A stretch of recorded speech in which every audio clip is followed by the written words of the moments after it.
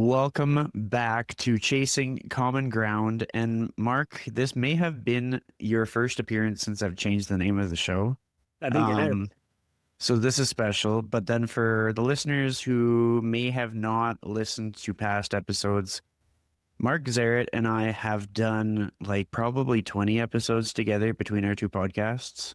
So even if you just Google our names, you're going to be able to find a week's worth of material. And that said, it's been a while since we've been able to catch up. So I'm really excited about this. Mark, how are you doing today? There's been a lot that's happened. We got a lot to catch up on.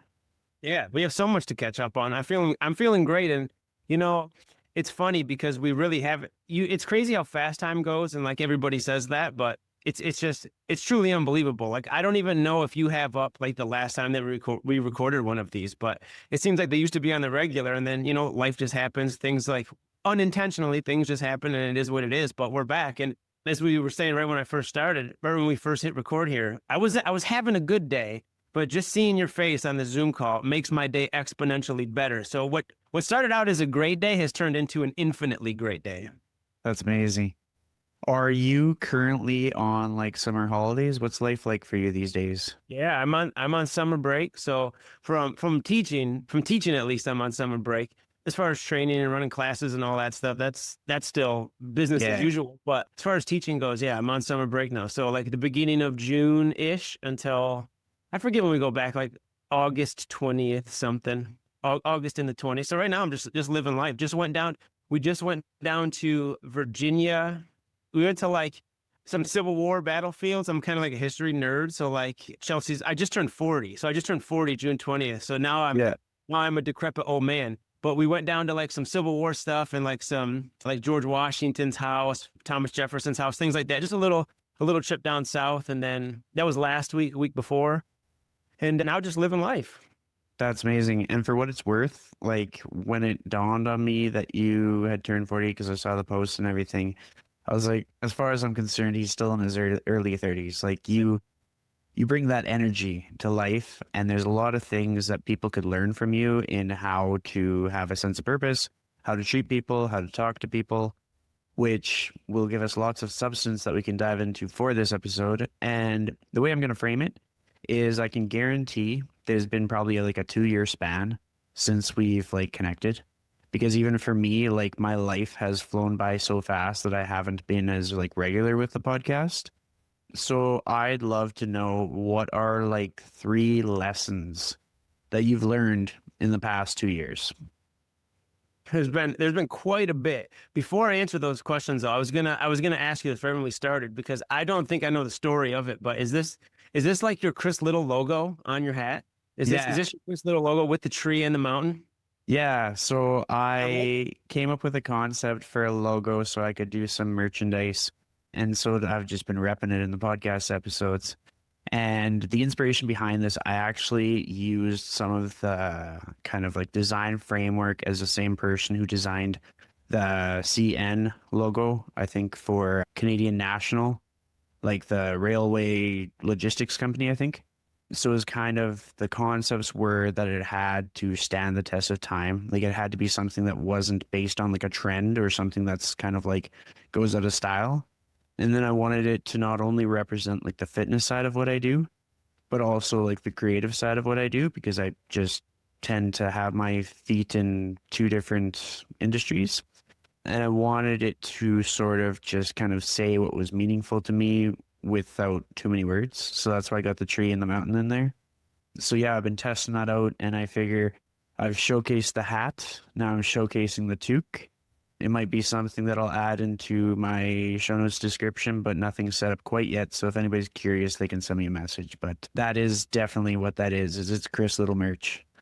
I love it. I think we need to. I think we all need to be pushing this as much as possible because I think that is my favorite logo I've ever seen. Well, thank you. A C and the L fit perfectly into the mount. Like that flows perfectly. That flows Yeah, perfect. You I have a liked favorite it. tree? You have a tree. I think I tend to prefer spruce trees Yeah. because, like, spruce trees take a lot of patience for them to grow and be healthy. And then once they do, they become a substantial shelter. And then when you get like a really big spruce tree, like that's sort of like the character of a forest. Whereas if you have a whole bunch of like poplar trees and maple trees, it just doesn't feel the same.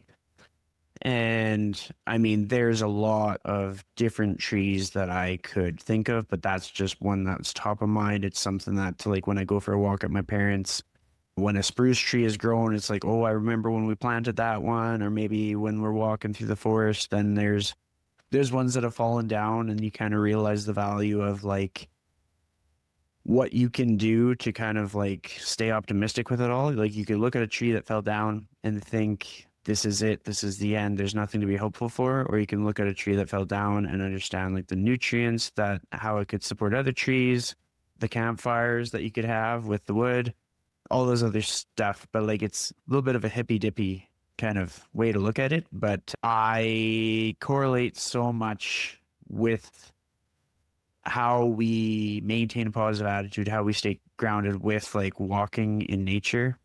And so I tend to pay closer attention to things like trees. And then my parents are very, very passionate about nature and trees and birds and photography and taking care of natural areas and stuff like that. So it kind of rubs off on me. Yeah, I love it. You're very astute at being like aware of your surroundings and appreciating it. It's Well, thank you. fantastic.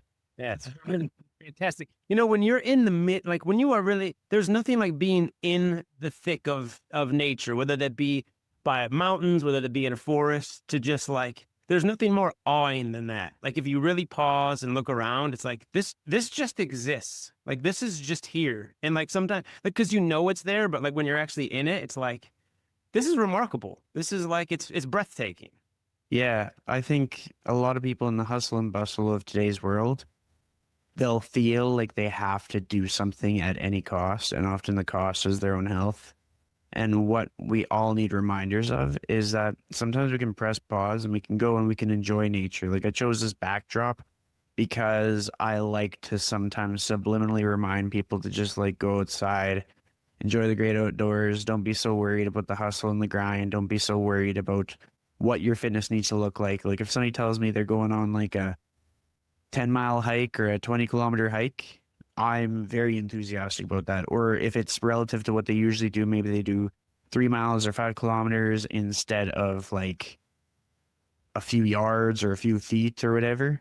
Any progression is great. And their workout environment doesn't necessarily have to be within four walls. Sometimes it can be in a new setting with some elevation changes and some logs to lift. Like there's a lot of creative ways that we can progress in life.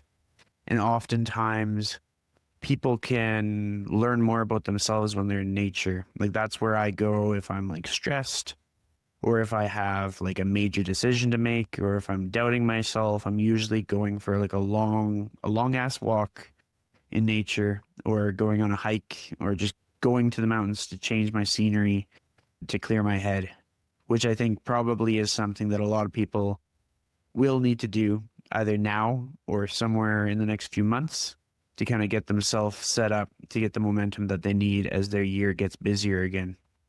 Mm-hmm. Yeah.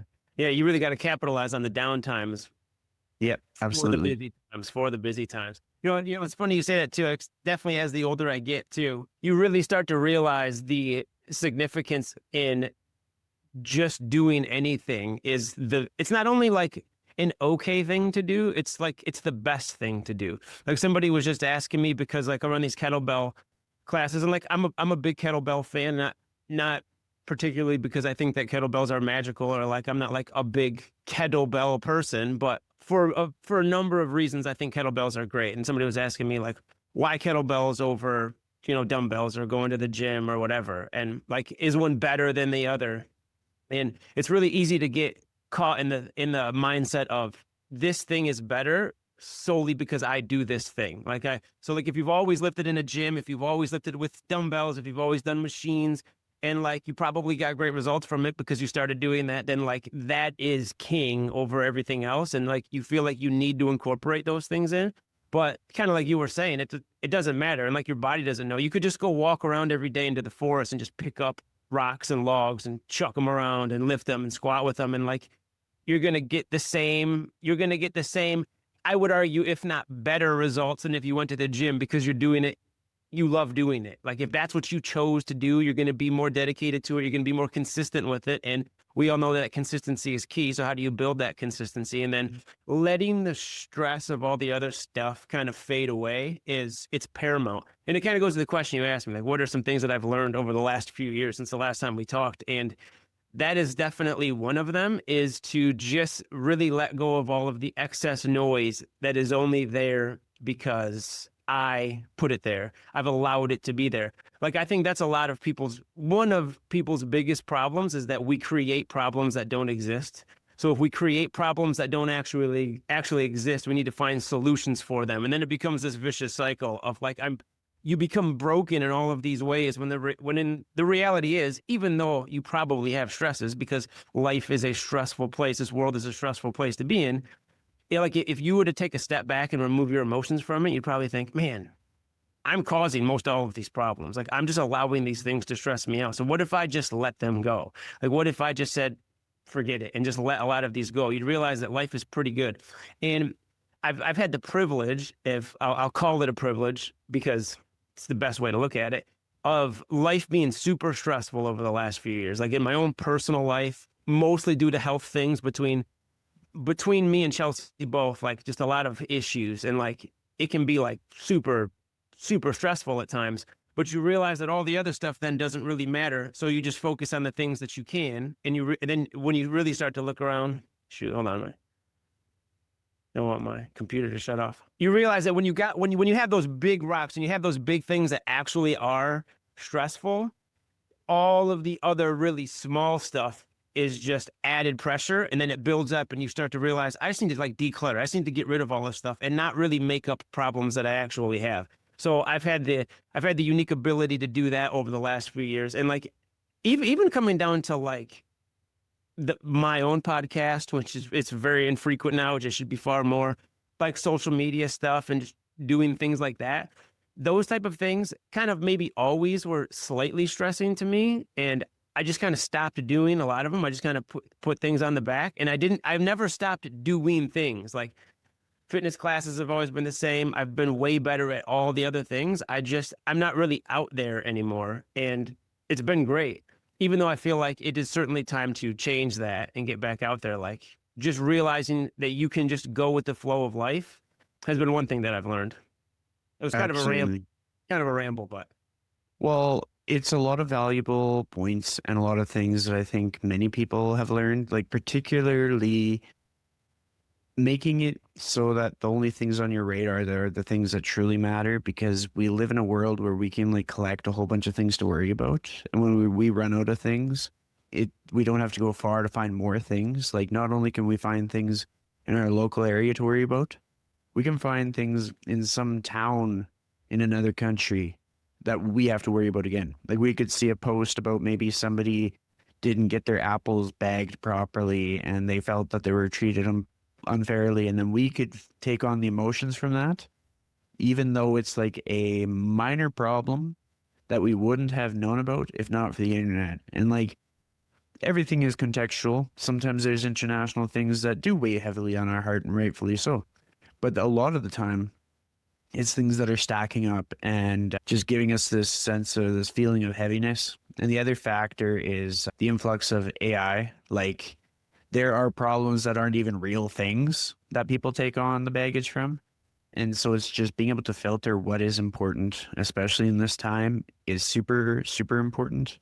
And it's something that I hope people catch on to, with like the fact that we are kind of like bridging the gap between where we left off and where we are now, is the fact that this is what it looks like to kind of foster important connections. Sometimes life consumes two people and it's like they only have so much time to connect, but the point is that they are intentional about connecting again, and that they show kind of support and compassion through all the things that life deals them. Whereas in a lot of instances, when people aren't intentional about making that connection again, then that connection never happens again. And showing intention in your day to day, especially when it comes to nurturing like your social connections and making things happen. Like you talk about how I should come visit, and I'm like, yeah, I will come visit. But then the more you bring it up, the more top of mind it becomes. And that's us both being intentional about like fostering good connections. It's sort of like a lost art because people feel that they're kind of connected through the internet. Like, I got the friends on Facebook. I wish the birthdays. I don't need to do anything. I just need to click these buttons. It automates everything. I'm good to go. But we need to get better at like spontaneity within like our connections, and just like, if you have local friends that you could totally go for a coffee with and you have their number in your phone, text them, call them, be like, hey, what are you doing? Want to go for a coffee? Granted, some people are just legitimately busy, but hearing from somebody familiar is always good. That said, I would be curious, what would be maybe one more lesson that's come up for you? Something that's kind of shifted how you see things and made you see things different? I will give you one, but I don't want to forget before I forget. I want to go back to the thing you just said, because what you said is super, super important and something that I need to tell myself every day. And it kind of goes with consistency, but even beyond consistency, it goes to not overlooking what we kind of like subconsciously think is obvious. So I like to say this a lot, and I say it to other people as a way also, I think, just to tell myself too, is that you should tell people you love them every single day. Like every single day, you should tell people you love them, especially the people that know that you love them, because we need to hear, like, people need to hear that, and you need to do it all of the time. Not only, I think, do people need to hear that, but like, we need to hear ourselves saying it, so that not only it becomes habit, it just becomes a part of who we are. And you need to do those things all the time. So like you were saying with, the more you say it, the more it will come into reality. That's kind of true with everything. The more you repeat things, the more it will come into reality. And I was actually talking to somebody the other day about something with teaching. And I'm a big believer in this. This will seem like it might be a tangent, but it's not.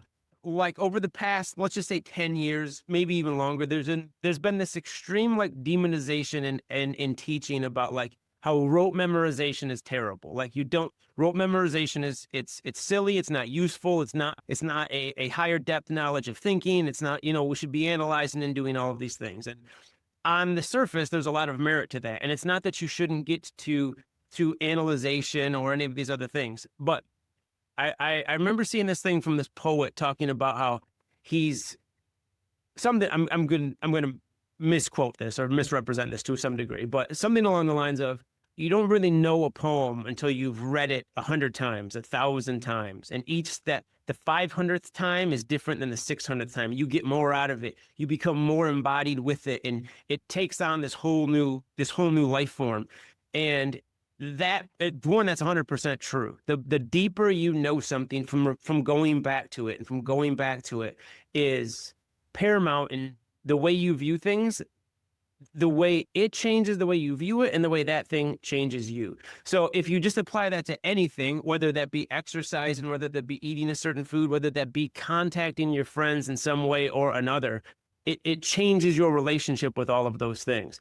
And a lot of times we have to tell ourselves to do it. Like, it would be great if we just automatically did all of the things that we want to do. But since we don't, we can leverage the tools that we have. We can leverage our opportunities to just make sure we make it a point to do it when it pops in your head. Like, there's no reason when Chris Liddle has popped in my head over the last 2 years, at any random time, I didn't just shoot you a message. So that's one thing. We need to do those things all the time. So if nothing else out of this podcast, I think we should all stop and tell somebody that we love. Like today, if you're listening to this podcast, whenever this comes out, like pause it for a second, because we're not going anywhere, and just text somebody that you love them, or just that you miss them, whatever. Tell them anything, kind of like you said. And then also to that point, and it kind of piggybacks off of the we make up problems that don't exist, is like, Hanlon's razor, like if you're unfamiliar, basically don't attribute malice to that which can be described with ignorance or stupidity or whatever. So most of the time, people probably aren't being malicious or like evil in some way. It's probably they were just ignorant. They didn't even realize that you get bumped by somebody in public. Like, they probably weren't doing it just to be a jerk. Like, they just didn't see you. It's probably the case. That, and by the way, I think that there's a lot of flaws with that too, which could be another topic. I'm going to counter that later with something else later down the road. But that's also the case with like friendships and with connections and stuff. Sometimes it's like you don't hear from somebody, or you their stuff doesn't come across your news feed or whatever. And I thought about that when you brought up the birthdays. Like sometimes you'll feel bad like if you miss somebody's birthday, but it's like if you just didn't see it pop up, like how are you supposed to know when everybody's birthday is? Like you know so many people. It's just you didn't know. So like it's easy to not stay connected with somebody or feel slighted in some way from somebody else when the reality is they were just busy in their own life too, and it's had nothing to do with anything. There's no issue. But then suddenly there's tension and there's more tension, and suddenly that's this, we can create these gigantic problems from whole cloth that didn't exist before then. So just being being aware of that and proceeding cautiously is important. Like don't make up problems that don't exist. The world will give us plenty of problems that actually are problems. So the less we can create them, the better. It's so true. And I mean, even when it comes to seeing the other perspective when we feel slighted or shorted or ignored or left out, sometimes when we factor in just how much time it takes for that person to be them, then we start to realize like their time is precious. And like the times when they do think of us are like a one of one. It's not that it has to be a reoccurring thing. It's special when it is. And so we shouldn't take them for granted.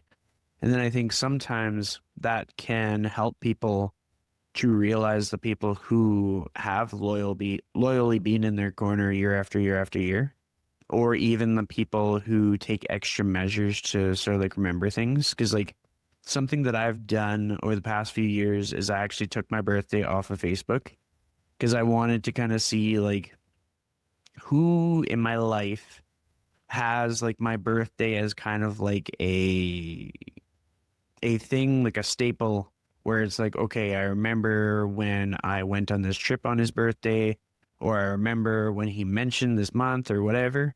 And then I realize how intentional the greetings are at that point because I'm like, this person had to go out of their way to like hear a clue or see something, and that's how they know. It's no longer because of this hamster wheel of notification pops up, you click the auto generated message and you click send kind of thing. And then slowly but surely, I've been kind of like building up a library of other people's birthdays into my calendar, like my personal calendar, so that I can kind of show that same intentionality. But then in that, I can see the flaws. Like I can see where it's like, there's people that I care a lot about, and I might not remember to wish them a happy birthday. And through that kind of exercise, it helps me to not take things as seriously as I may have like a few years ago. Whereas before, if I wasn't acknowledged, I would think it was malicious. But now it's like if I'm not acknowledged, I'm like, okay, well, what's missing? What do I need to do to make this feel like the connection is still there? And in most cases, it's just like, well, when's the last time I've actually caught up with this person? Or how is this person doing? Or what are the things that I am doing for myself to feel recognized? Because to kind of like finish off this tangent that I'm on, the last few years, I've realized that during my time in the fitness industry, I kind of put my own birthday on the back burner where I was like, oh, whatever, like, I don't need to celebrate this. This is no big deal. I just got to grind and work and like it'll all work out in the end. And then I got to a conclusion where I realized, well, if I am not good at celebrating my own like milestones, like who is going to? And so then I started this tradition where around my birthday, which is in February, I would book like a couple nights at a cabin in Jasper. And it works out because it's like off season for them. And so it's cheaper rates. But it is a location where I can kind of go on like a daily hike. They got the complimentary cookies, they got the coffee. I'm very simple, easy to please. And I'll just really enjoy my own milestone, whether it's me and others or just me. And through that, it better positions me to kind of see when people are reaching out, see when people are being intentional, and then as such, be intentional towards others as well. And it's kind of like, it kind of comes back to the reason why we push being active and taking care of nutrition is not only for like resilience and confidence and all that stuff, but it also helps you see how many great people are in your world. Because if a person doesn't take care of themselves, they could go most of their life without realizing like the people who remind them how great the world is, the people who would be willing to go for a walk with them, the people who went above and beyond to do something special, like the people we often take for granted, the people who bake cookies and drop them off, or maybe the people who shared a meal because they're like, oh, they're just doing that. And we forget that like that took an extra percentage of effort that they didn't have to give and they did it. Or we take for granted that many people, many of them listen, they're going to be listening to this episode, the people who volunteer for the community, the people who dedicate time to their church, the people who dedicate time to a food bank, the people who just think of others all the time. If those people kind of went to baseline where they just did the absolute least amount possible, the ripple effect would be very impactful.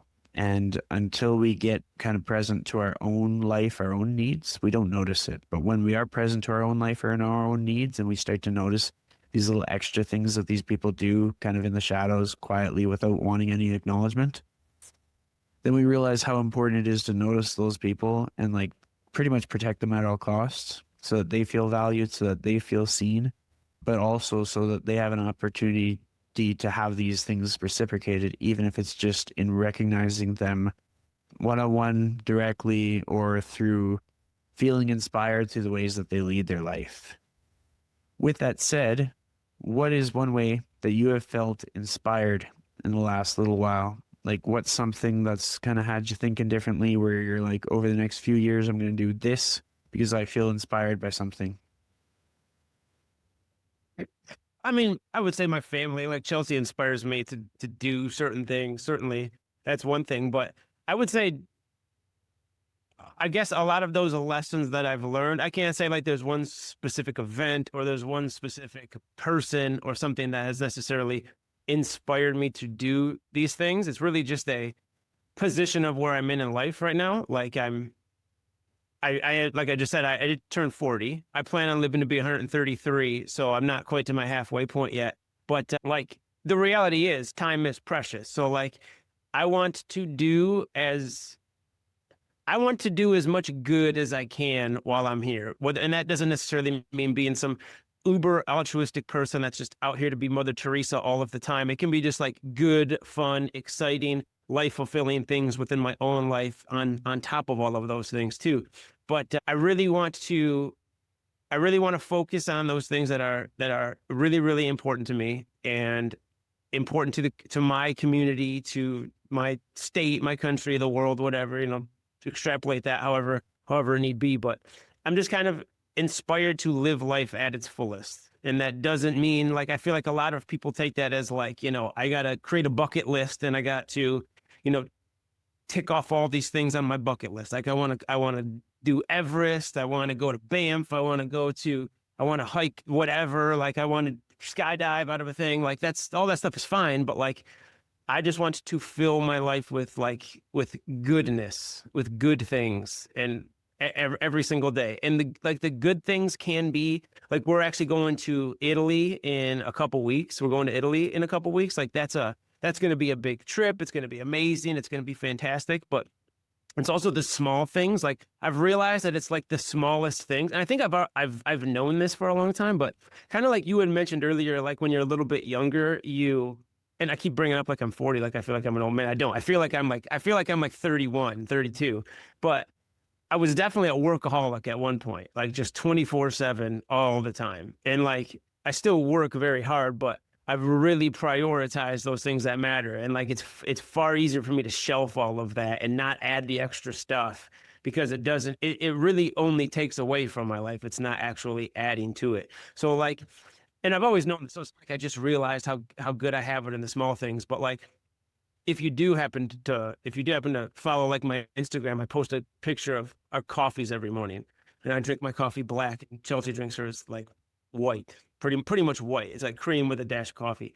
But we've been super fortunate amidst a lot of the struggles that we've had. Like I've said, we've gone through a lot of health problems, but in the midst of all of the struggles, we've been super fortunate. Like over the last few years, like I never really traveled. Like I went to I went to Tennessee or I went to Florida when I was a little kid. I had a grandpa down there who was dying, and I didn't really know him, and I was just a little kid, so I don't really remember it too much. I just remember chasing chameleons. And then when I was like 12, I went to Tennessee because I had grandparents that moved down there. And again, I don't really remember it too much, but like I never really traveled much at all when I was a kid. And in the last like 5 or 6 years, I've been to Europe. Like I've been to Ireland more than I've been to the Upper Peninsula in Michigan. Like it's like a ridiculous thought, by the way, because I've lived in Michigan my entire life.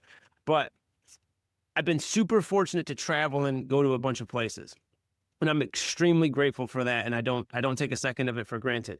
But the best time in my life, like the best time and the most like joy filled I have is just the every single morning in the calm, having coffee with Chelsea and just sitting there and just BSing and, you know, whatever. Like it's those little things that are everything. And those types of things have become far more apparent. In a little bit, I'm going to go have a boot camp class, and like all of the people that I exercise with are like, they're like my family. I don't like, they're my friends and my family, and they are just like the time that I am happiest. Like it's just really, really great. So as stressful as life can be, you really realize that no matter what it is, like for you, it's going to be different things that are like the things you do on a daily basis. When you really stop and think about it, like it's often not the grandiose things that are the most important, but it's the really small things. And you realize they're not really small. They're sort of everything. And you should put a lot into those things. Absolutely. I mean, when it comes to choosing your travel, do you have sort of a gauge for how you choose a trip? Is it impulsive as to location?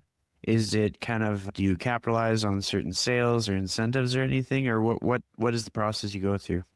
I've got like, I essentially, when it comes to like capitalizing on prices, this goes to any area of life. I'm a weird person, dude. Chris, I'm a really weird person. Like in so many areas of my life, I'm hot or cold, like one way or the other. And I could discuss multiple areas where I'm like this. With my spending habits is like probably the number one.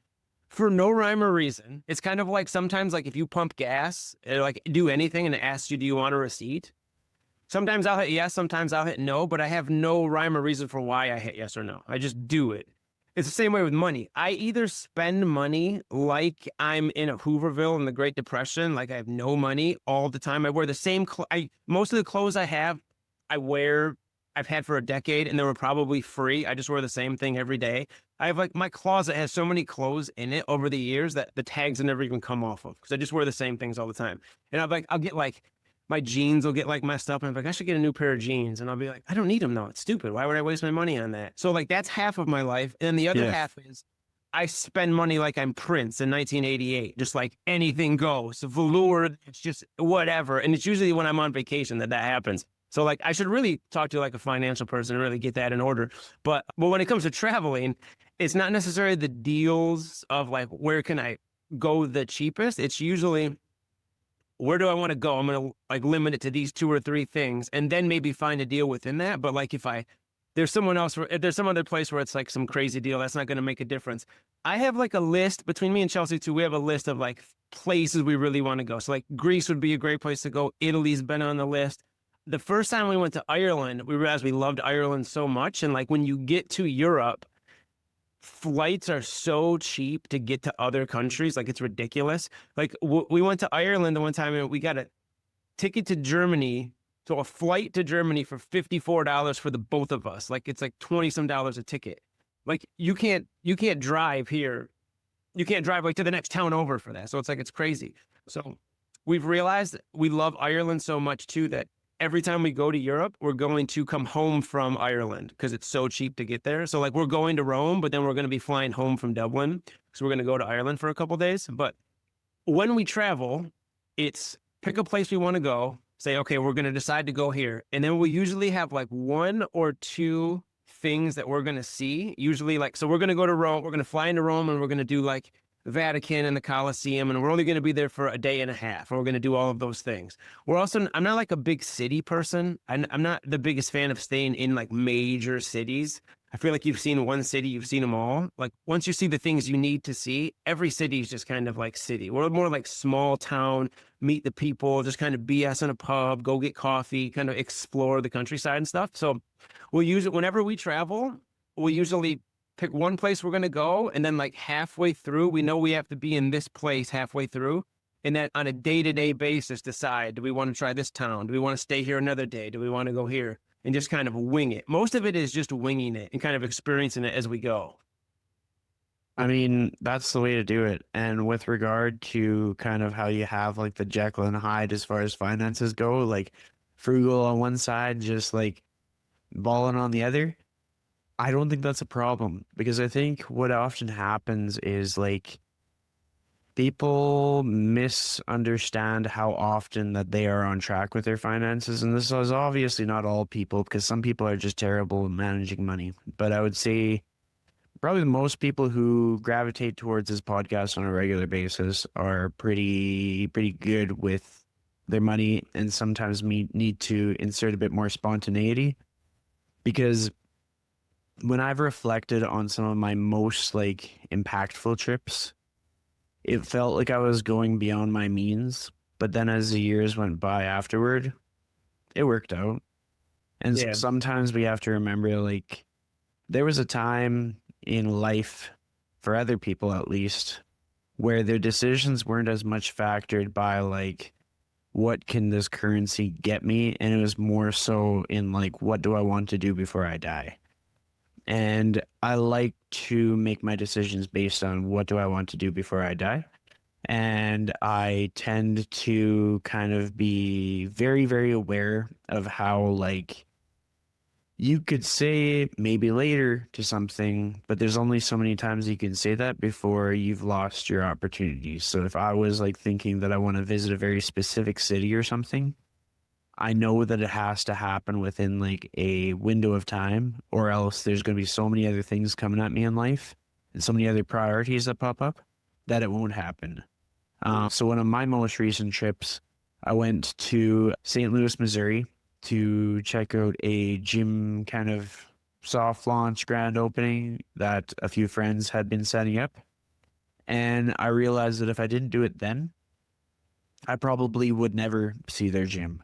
And it wouldn't be because I didn't want to.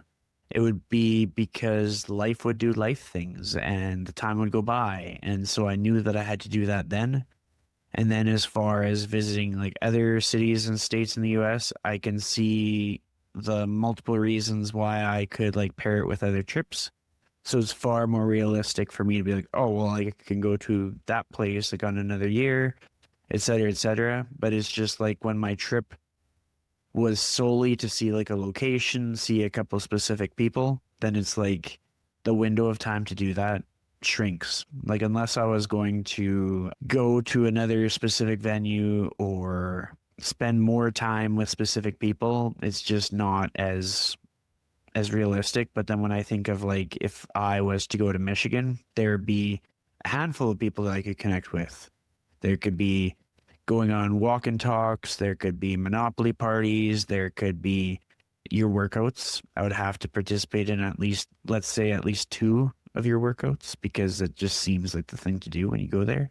And there'd just be so many reasons to make that trip happen. And so then I'm not as concerned about like being like, okay, it's going to be within like the next few years kind of thing. And then on that note, sometimes the decisions that we make are just because we want to do it.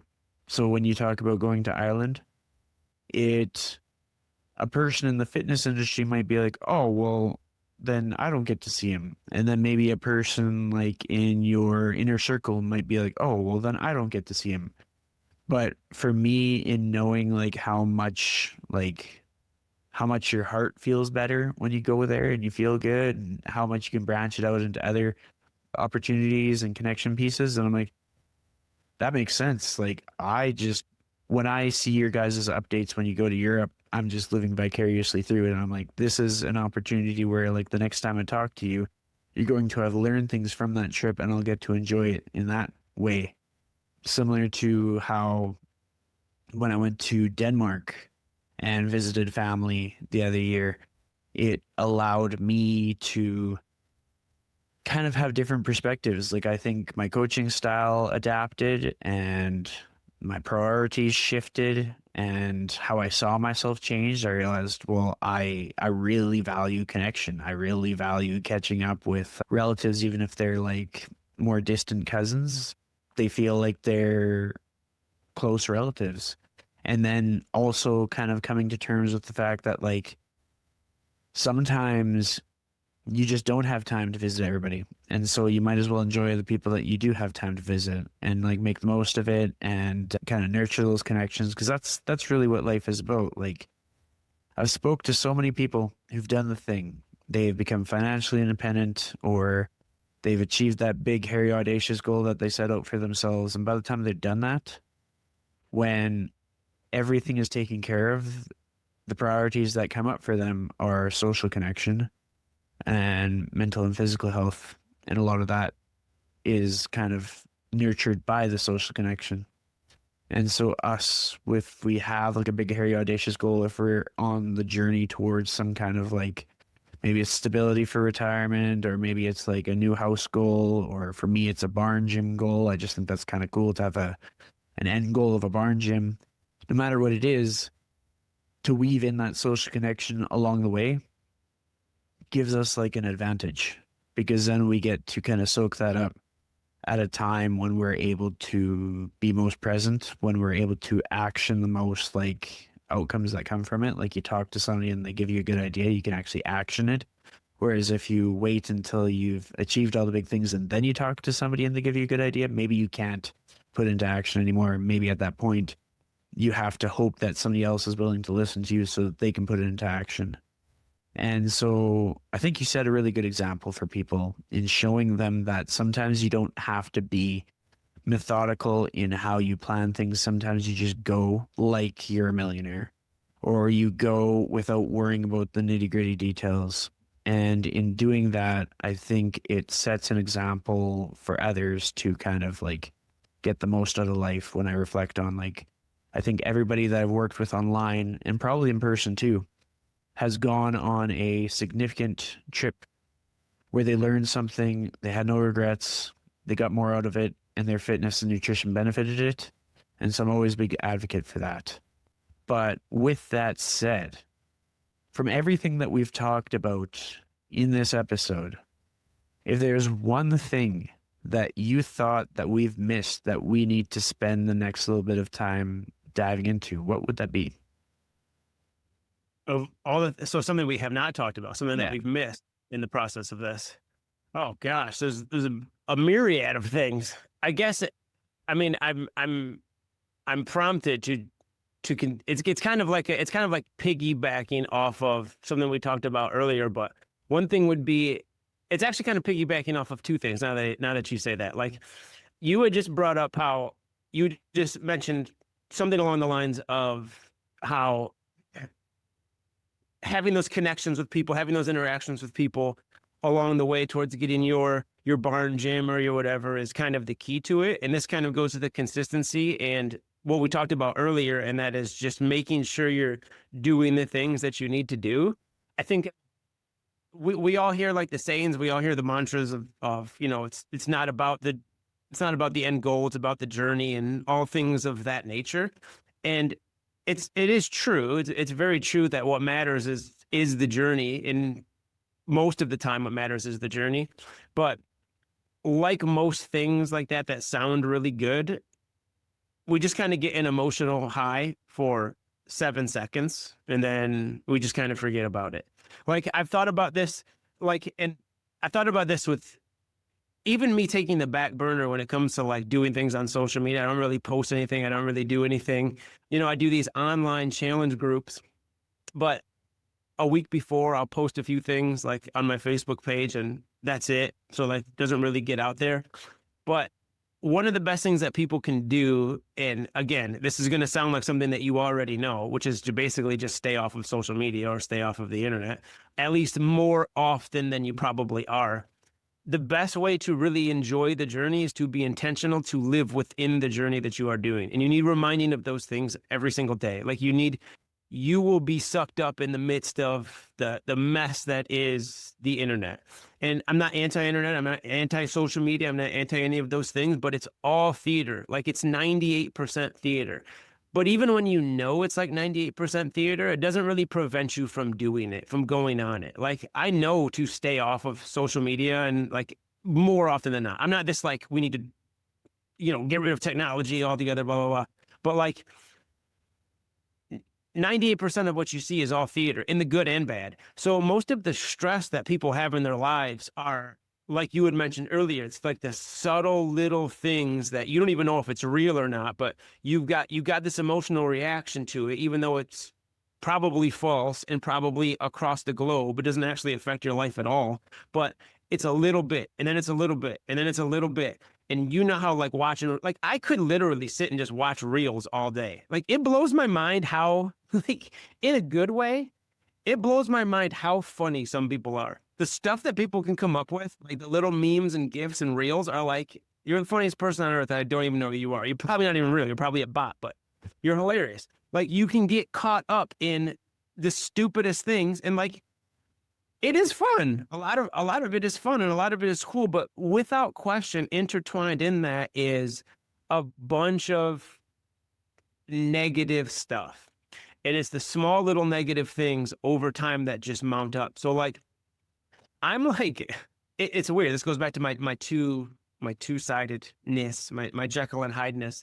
I'm like not against people doing things on social media by any stretch of the imagination. I have in the past, I probably will in the future, probably sooner than later, but like everything, it just seems like everything that is created, even if it's good things, it's just theater. It's things trying to come off as genuine that are totally contrived. They're not at all. So like whether that be a promotion of something bad or a promotion of something good, a reaction video to this or response video to this, it's all just trying to get your attention. And even if it's solid information, it's just a soul suck, and it's keeping you away from the journey that is life. One day we are all not going to be here anymore. And the limited time that we have here, I think is best filled with making memories with that around us, whether with like your people in Edmonton, with my people in Michigan, or across the globe. Like it's not like you can't use the internet to do that. Like I consider this one of those things. You are my people, but it's these things that are what's important. And as much as I think you should go on social media, looking at reels is fine. Like really putting a focus on tempering your time, tempering your involvement in it, and especially if you get overly agitated with things, just stay off of it. Like just make it a point to go do something else the second you start to get triggered by something. Like, because like I used to be of the mindset like, well, you should just be able to be an adult and go on, like if you open up Facebook or you open up Instagram, or you open up whatever, those are really the only two I have. I know a lot of people have like TikTok and stuff. You should be able to look at something that is charged one way, like, most of the time it's all political, and just scroll past it. Like in an ideal world, you should be able to do that, but you shouldn't be able to do a lot of things that you can't do. Not you, just a general you. So if you know that is the case, don't put yourself in that temptation and just get out of it. All of that I say because doing that will force you to be in the journey. And if we can all agree that it is the journey that matters, getting off of those things and taking the walks like you promote, doing the coffee with people like you promote, basically do all the things that Chris Liddle promotes. And that is going to force you into the journey, which are also like, you're like a great coach, all of these things. Like that is a big key to building a healthier lifestyle, is not always fighting the temptations, but building a life to where those temptations aren't there. Building your kitchen, building your exercise program, building your routine to go through the day where it's not a constant fight all of the time. You are just living life in such a way that puts you in the best position. So like when you force yourself to go do coffee dates, when you force yourself to go on these long walks, when you force yourself to get out in public and do whatever, you're inevitably forcing yourself to not be on those things that just slowly but surely snowball into a really, really negative mindset. And I don't even mean a negative mindset like you're going to shift and you're going to be now like spiteful or whatever towards people, but it's just like this weight. It's this weight on your chest and your mind to where like you can't stop thinking about those things because you're so agitated inside. But just remove yourself from it. Like, remove yourself from as much negative as you can, because time is precious and you should fill it with as much good as you possibly, humanly possibly can. It didn't sound right when it came out, but you know what I mean? I know what you mean.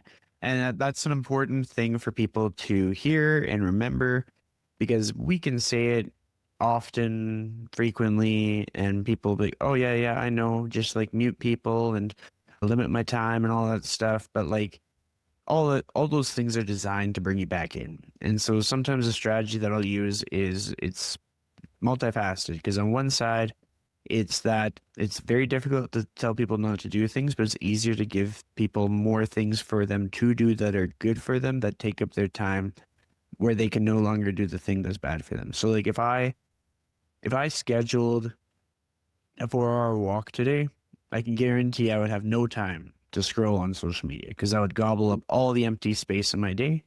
And when I'm hanging out with people, I'm not looking at my phone. Like I have my watch on so that like if I get a call or something, I can see who it is. And if it's an emergency, I can respond or something. But aside from that, like phone's in my pocket, I'm paying attention to the person that I'm with. And then on the other hand, like somebody can go into this thinking like, but I have to be on social media for my livelihood. And there is some merit to that. And I've been in that position where it was very much for my livelihood. But on the other hand, there's something that we are completely overlooking and forgetting, that most of the most powerful connections are not just online. There's some other element.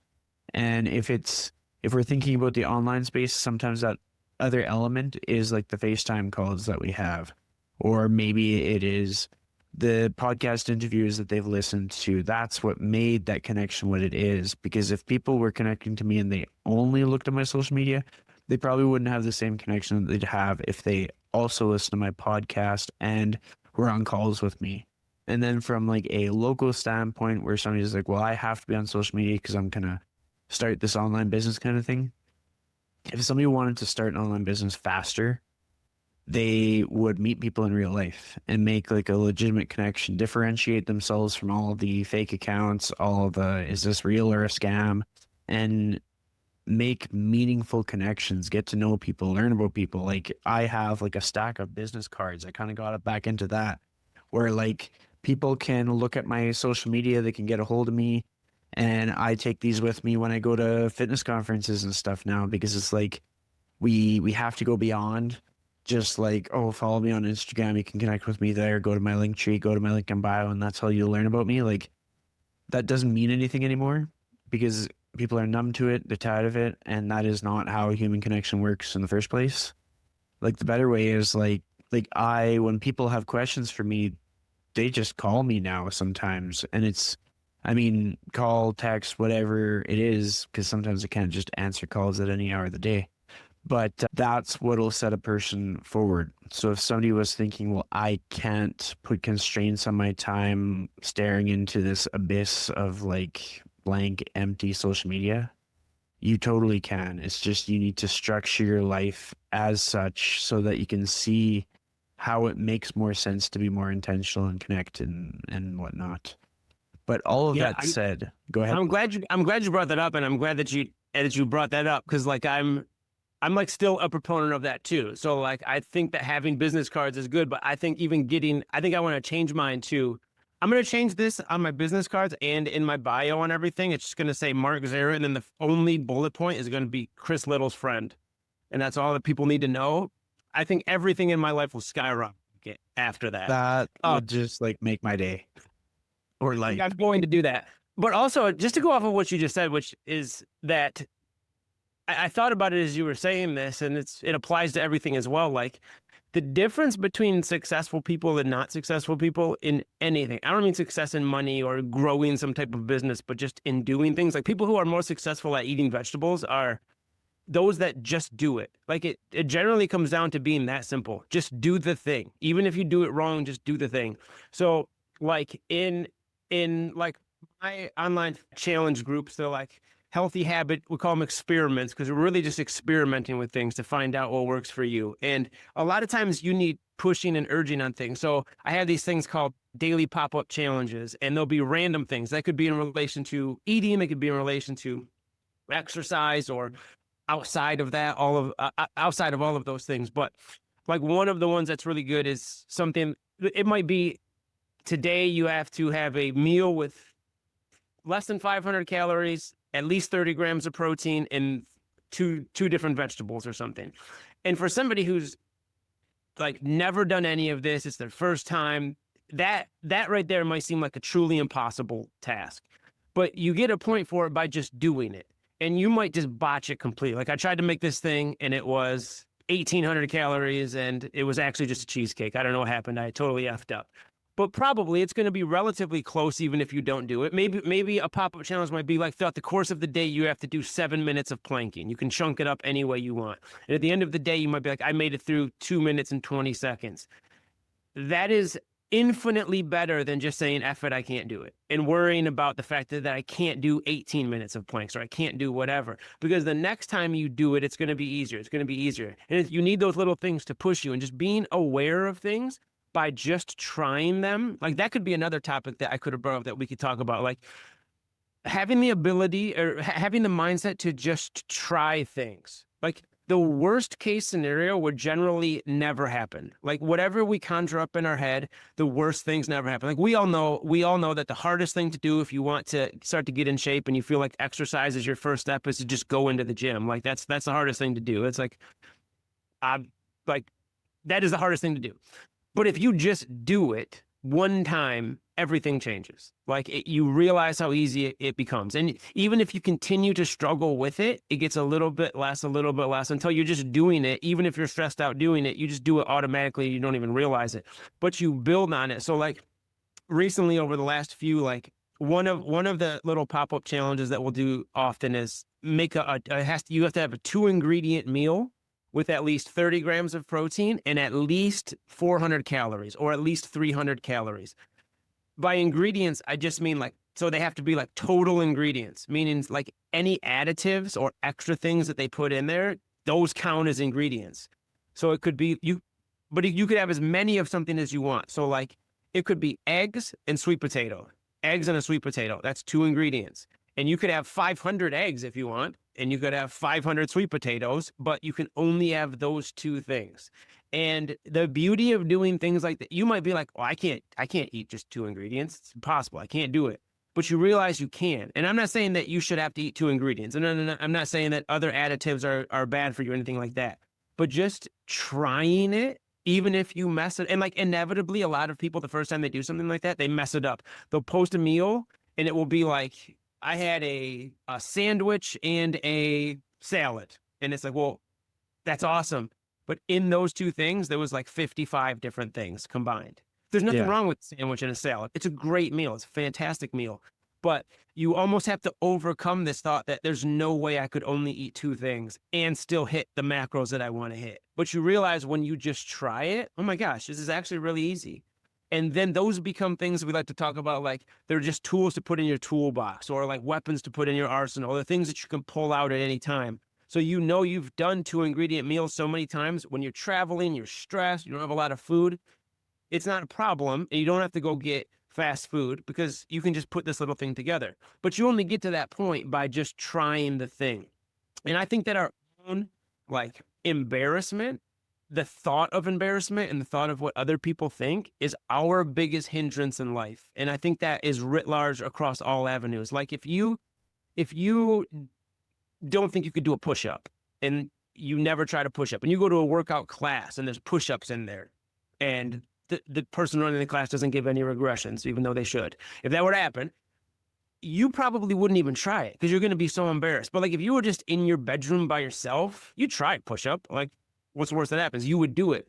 But the thought of doing it in front of other people or the thought of other people finding out are what limits us from doing most things. So when you start to build the confidence to do that in a comfortable group of people, whether that be on your own to start or a comfortable group of people, it builds and builds and it builds, but you just have to try it. So maybe that's some advice too for anybody, even if it's like exercise or something, like if there's a movement that you don't think you can do it safely on your own by yourself to start. And then build it up from there until you go to your first thing. But just, you have to do it. You just have to do the thing. You just have to do the thing. It's super, super important. And it sounds super basic, and it's not like direct advice of like this scaffolding method of starting here and with regressions and progressions. But it's probably the most powerful thing you can do is to just do it. Absolutely. Couldn't agree more. And I mean, like, if anybody needs another way to see it, the thing that sets people apart is their experience. And the only way to get experience is to do things without expectation of being perfect. Like, if you're attached to the idea of being perfect, you're likely to not do anything.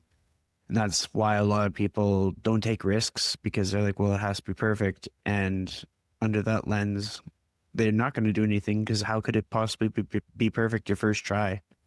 Then in the other category where you're talking about the 2-ingredient meals, like, yeah, that might not be how they live their life for the rest of their life, having just like 2-ingredient meals, but having tried it once is going to give them much better insight as to the nutrient density of these 2 ingredients versus these other 2 ingredients. So that when they're making those critical, like, micro level choices in like a gas station or a grocery store or at a restaurant, they feel more equipped because they've compiled things out of 2 ingredients alone. So 5 ingredients is a breeze because they understand like the core foundation of what they're choosing. Like, they understand the difference between like steak and potatoes and have the sauce on the side so that they can separate it or whatever, and ordering some kind of like a noodle bowl where it's like 27 ingredients, looks healthy, but it might not be what they think it is. But all that said, we could go on for a long time. And I want to say that we'll probably have one of these again in the near future. But thank you, Mark, for coming back to the show, for visiting us once again and gracing us with your amazing and beautiful, handsome presence. I disagree with the beautiful and the handsome, but I was present here, and that's what matters. Awesome.